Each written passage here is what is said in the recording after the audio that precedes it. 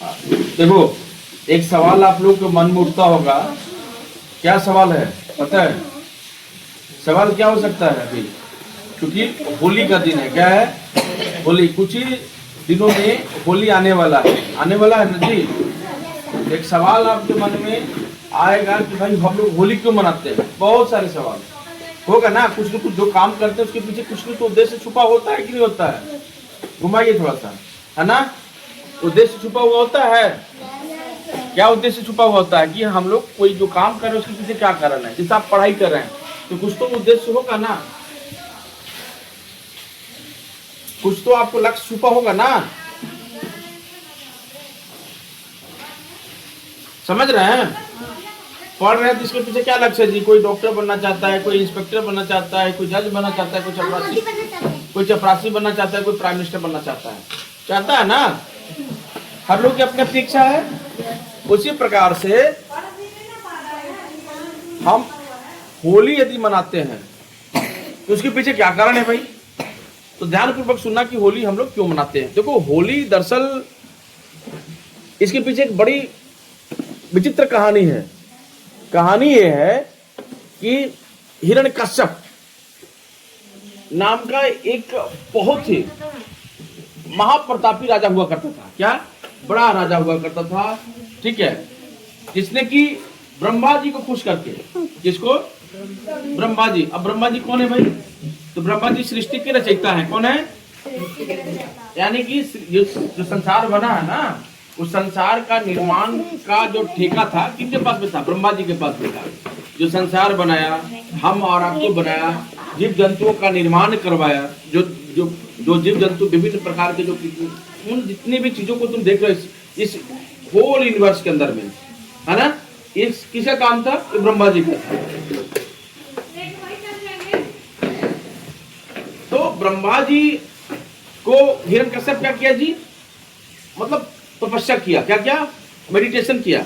और तपस्या करने के बाद में उनको खुश किया। किसको? ब्रह्मा जी को। और ब्रह्मा जी को खुश करके एक वरदान मांगा। क्या मांगा? वरदान मांगा। उन्होंने कहा कि भाई हे परमपिता, हमारी मृत्यु ना हो। तो ब्रह्मा जी ने क्या कहा कि भाई जो भी आया है उसकी मृत्यु निश्चित है। क्या है? मृत्यु निश्चित है, क्योंकि इसका नाम ही मृत्यु लोक है। क्या नाम है इसका? जिस लोक में हम लोग रहते हैं, मृत्यु लोक है। यानी एक एक करके हम लोग एक दिन मर जाना है, मरना है ना। लेकिन मरने के पहले कुछ तो काम करना है ना, अच्छा काम, वो तो पता है। तो ब्रह्मा जी से उसने वरदान मांगा कि तो उन्होंने कहा कि देखो भाई, हम तो तुम अमर होने का वरदान तो नहीं दे सकते हैं, अमर होने का वरदान नहीं दे सकते हैं, लेकिन हम इतना जरूर देंगे कि तुम जो है न तुम दिन में मरोगे न तुम रात में मरोगे। ठीक है ना? समझ रहे हो? है ना? न ऊपर मरोगे न नीचे मरोगे, न तुम्हें पशु मारेगा न पक्षी मारेगा, न तुम अस्त्र से मरोगे न तुम शस्त्र से मरोगे। ठीक है ना? उसकी बहुत बड़ी वरदान जो था उसको परमपिता ब्रह्मा के द्वारा उनको मिला। किसको? हिरण्यकश्यप को। किसको? हिरण्यकश्यप को। कहानी देखो बेटा यही से शुरू होती है। तो हिरण्यकश्यप का एक बेटा हुआ, बाद में शादी हुई हिरण्यकश्यप की। हिरण्यकश्यप की शादी होने के बाद में एक पुत्र प्राप्त हुआ, बेटा हुआ। उस बेटा का क्या नाम था? भक्त प्रहलाद। प्रहलाद था। अब प्रहलाद किसका भक्त था जी? भगवान विष्णु का। किसका था? भगवान विष्णु का। और भगवान विष्णु से दुश्मनी किसकी थी? हिरण्यकश्यप की दुश्मनी थी। क्यों दुश्मनी थी जी? क्योंकि हिरण्यकश्यप के भाई को, हाँ बिल्कुल, हिरण्यकश्यप के भाई हिरण्याक्ष थे। क्या थे? हिरण्याक्ष थे।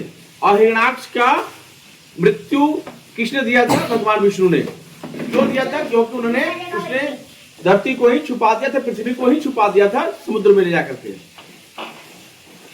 इसलिए उसकी हत्या अत्यंत जरूरी हो गया था, है ना। कहानी आगे बढ़ता है कि भक्त प्रहलाद जो है से पैदा हो गए क्याधु के गर्भ से। उस भक्त प्रहलाद की मां का नाम क्या था? क्याधु। क्या नाम था? अब क्याधु की गर्भ से भक्त प्रहलाद पैदा हो गए, लेकिन प्रहलाद जो थे से वो हमेशा ओम श्री विष्णु नमः, विष्णु नमः, विष्णु नमः, है ना, ओम नमो नारायण ही करते रहते थे, राइट। तो उसने उसकी हत्या करने के उद्देश्य से क्या, बैठ जाओ, उसने हत्या करने के उद्देश्य से क्या किया, उन्होंने क्या किया, अपनी बहन होलिका को, मैं शॉर्ट में चल रहा हूं, अपनी बहन होलिका को बुलवाया। होलिका के पास में वरदान था, बैठ जाओ बेटी बैठ जाओ, 2 मिनट और, 2 मिनट।